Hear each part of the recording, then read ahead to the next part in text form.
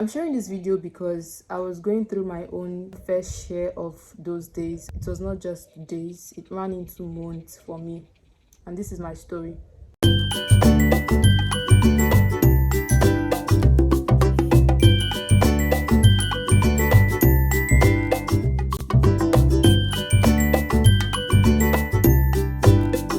Welcome to another video. If this is your first time coming across this face, my name is Ijoma Izaika and I share content relating to K-dramas, vlogs, stories and everything in between. If you're a returning subscriber, I just want to say thank you for stopping by again. Thank you for being here once more. Thank you for coming to see my face again. Today we're not doing vlog. Today is going to be more of a heart-to-heart conversation. I wanted us to talk about those days when we feel like we don't want to do anything, those days when we feel like we are at our lowest, those days when we feel like we've had enough of life. Not like we want to kill ourselves or anything like that, but we just don't want to make any effort anymore, because we've been making effort for so long, but yet we can't see the evidence of what we've been putting into whatever we are doing.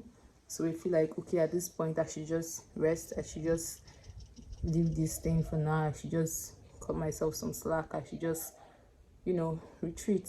I'm sharing this video because I was going through my own fair share of those days. It was not just days, it ran into months for me, and this is my story.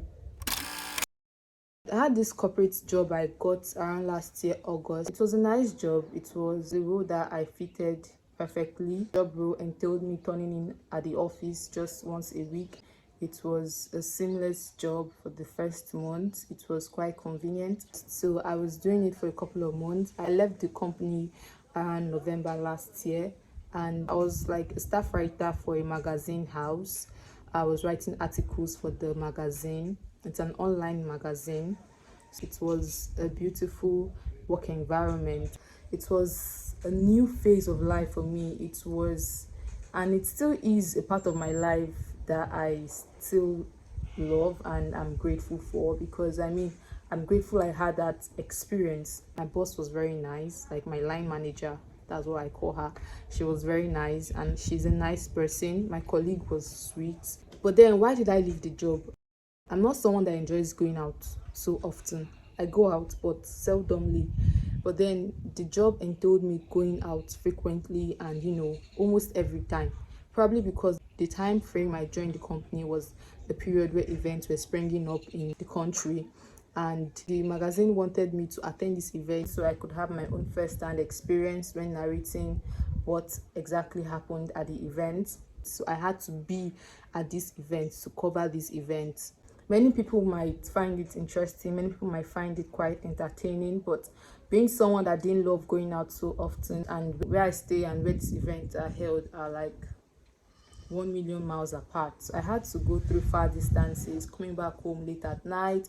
Most times when I come back home, everyone at home has slept off, they've done the night prayers, so it was too much. I still had to write, so I was not really having that space to really show out my writing creativity, which was the main thing I wanted to do for the magazine. I had to make that big decision to either leave the job or remain in that job. In as much as, yes, I know that I was getting the money from it, I was getting quite an experience from the job. To me, what mattered more to me more than anything was my peace, and I wouldn't trade my peace of mind for anything, even at this point in my life.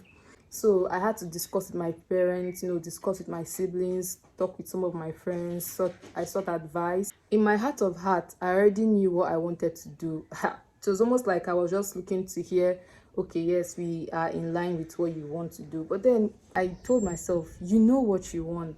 These people are just giving you their own advice, their own opinion. At the end of the day, it's you who know what you actually want. So I told myself that, okay, I'm not going to do this job anymore. So after I left that job, I was thinking that, another one was going to come as quickly as possible. December came. I was like, okay, I just want to rest, rest from the job, enjoy the holiday season. I was getting job offers. I was getting messages from people that wanted me to go strike for them, because one other thing I do, I usually offer writing services like as a freelance writer. So I was getting offers during that December period, and I was so excited, like, wow. So okay, January is going to be very sweet. If December is already, I'm already getting busy like this, that I didn't even plan to do anything. That means 2024 is going to be all rosy and sweet. After that December, I finished the writing jobs that was coming to me that period.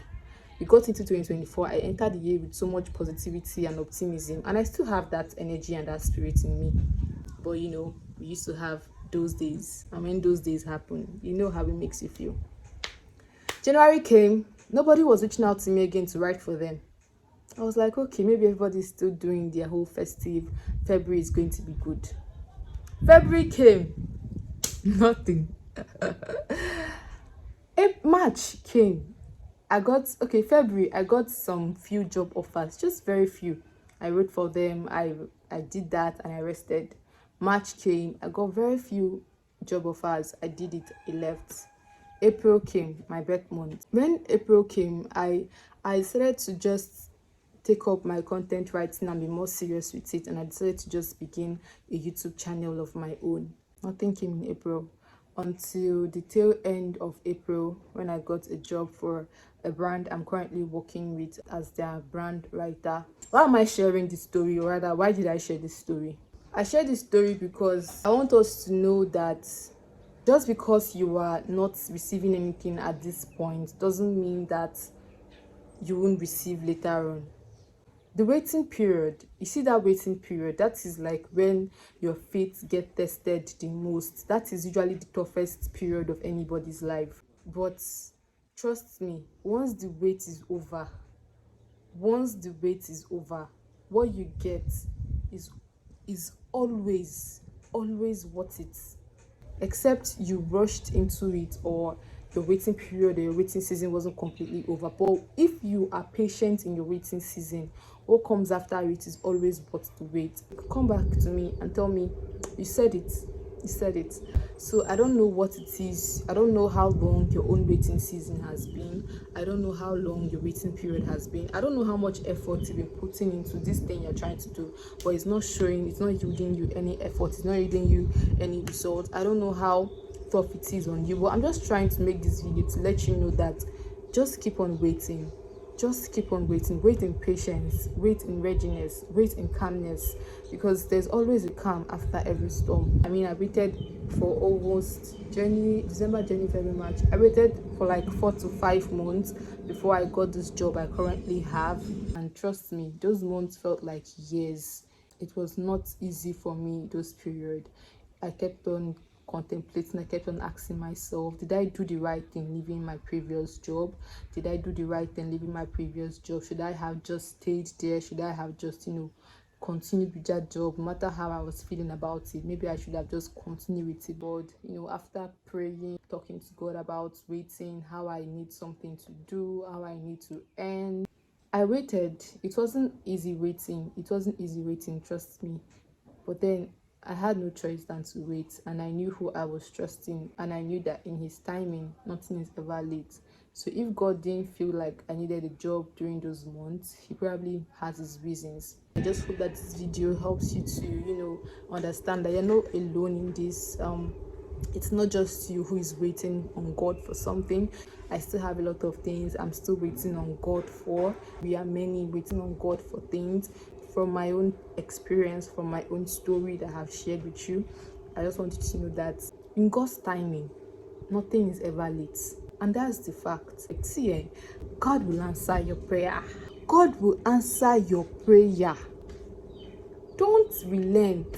You can take a break, but don't give up.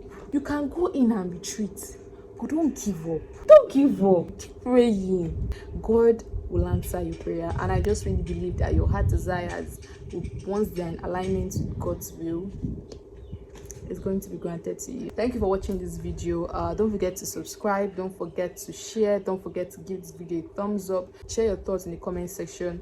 If you've also had your own experience of being in a waiting season and your prayers finally got answered, you could share your own experience in the comments if you want. You don't know who you might encourage, you don't know who you might give a glimmer of hope, you don't know who you might sprinkle a ray of sunshine on. So just share your thoughts, share your experience in the comment section. Bye. Thank you for watching.